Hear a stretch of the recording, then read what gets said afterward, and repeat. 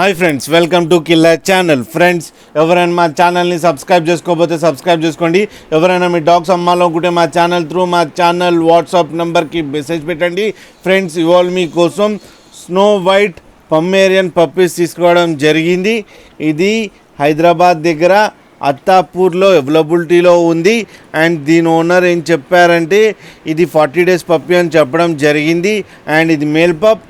And male పప్ ఏమో 8,000 rupees demand చేస్తున్నారు.